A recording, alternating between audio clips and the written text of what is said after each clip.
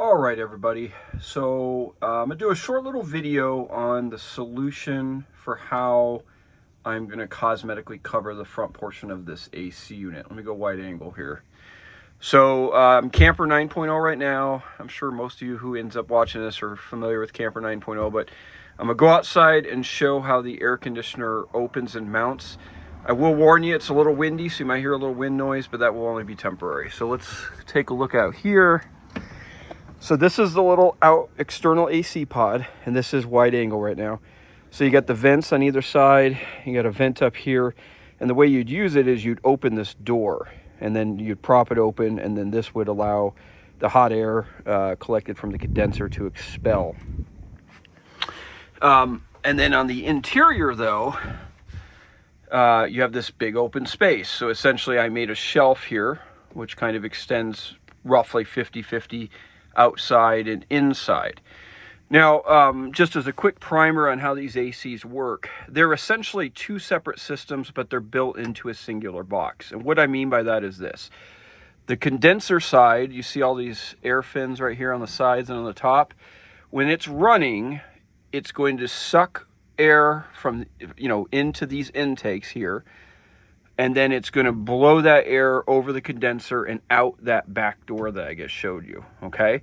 So the pod, in this case, has to have air intakes, and those are what I showed you right there. And there's also one up here. It's a little harder to see on the inside, but it's up there at the top.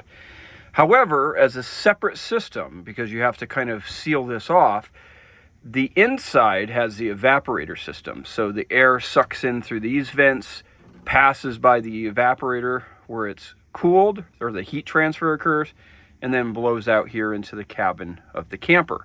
But the suction from this and the suction from this has to be separated. They have to be kind of two different systems. So traditionally, when I added these units into my campers, I used a couple variances, but before I came to this newest technique, I would actually have a box which would seal up the outside and sit on a cleat out here. And then if you wanted to run the AC, you'd pull it off. It was a good method and it works well, and it's certainly one to re-look at another time. I just like this method. It's a little easier to operate it in short notice, and I think it's a little cleaner. But there is an additional complexity, and that is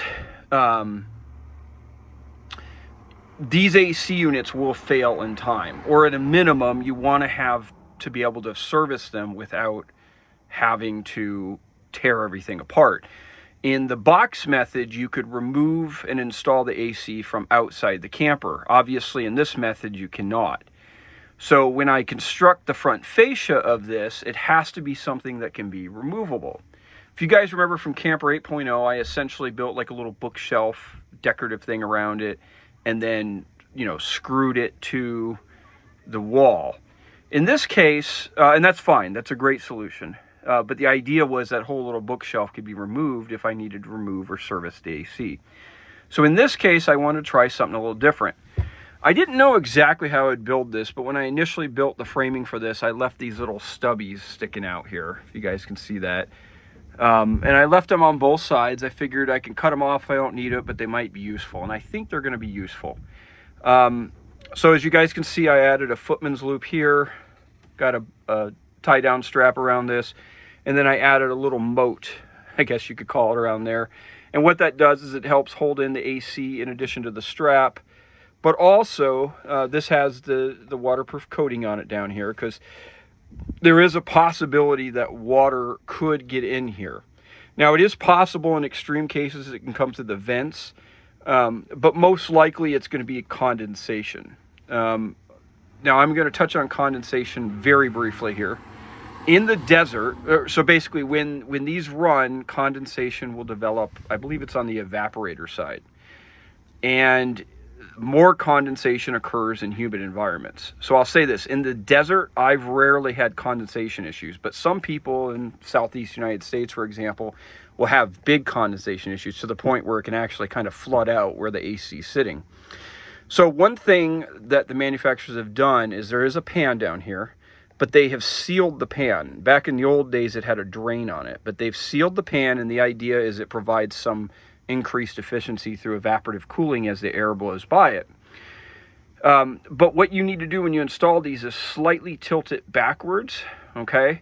And then, you know, you do need to prepare that if it ever sloshes around or something, that a little bit, you know, you obviously want to try to avoid that, but it is possible a little bit of water gets in here, and you don't want it to obviously flow into the cabin.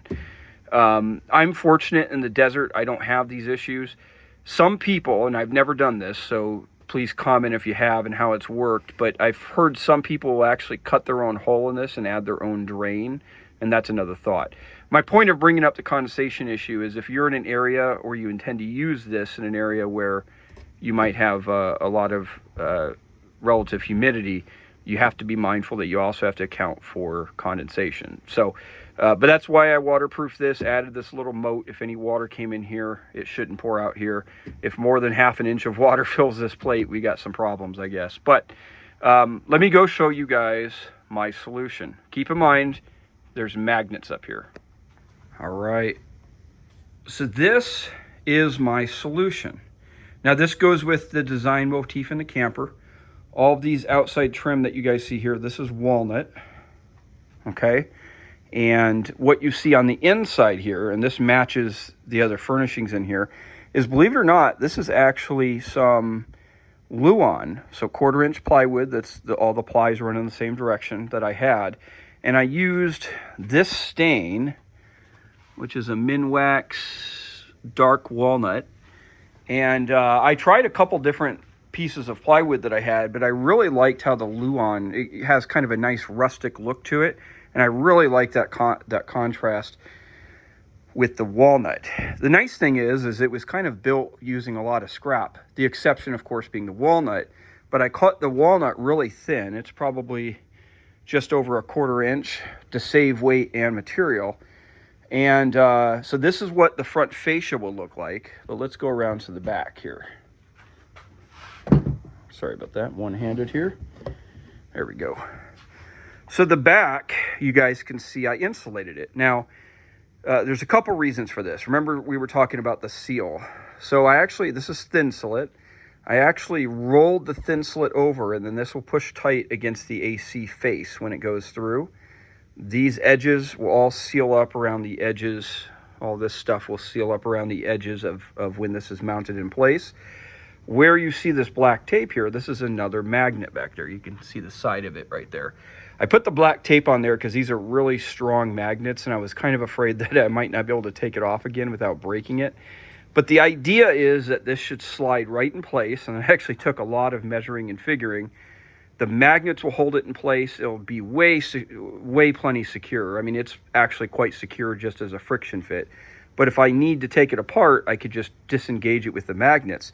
And what that helped is because, you know, there's not really any hidden spots in here to do it, that allowed me an opportunity not to have to drive screws in there. Another downside of screws for a part that's removable is those screw points will wear out. Now, I doubt that this thing would be something that's removed on a regular basis, but, you know, if it was, whereas theoretically these magnet connections shouldn't. But this was actually made pretty inexpensively outside the walnut. I just used some of the scrap Luan I had to kind of make the front, and then this little side section, I'll cover up the sides. I used some scrap cedar here to reinforce some key areas and to build the standoffs that the magnets will sit on.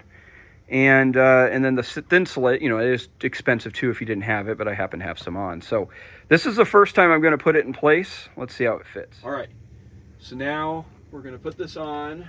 There will be probably a little bit of adjustment of the thin slate, but let's see if it goes on here. If I took all of my measurements correct.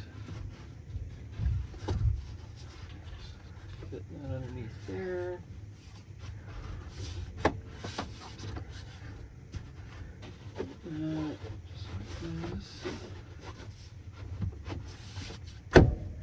Oh, that one locks in place. All right, so that's what it looks like installed, guys. I'm pretty happy with that. I think it looks really nice. And one positive thing is, as I mentioned, I thought the magnets might be too strong or it'd be really hard to pull off, and they're just perfect. So this thing, as you guys can see right there, I just pulled off that magnet, and then it's pretty satisfying, right? A little click sound. So that's really good because I think it looks great. It's certainly going to be up there secure enough.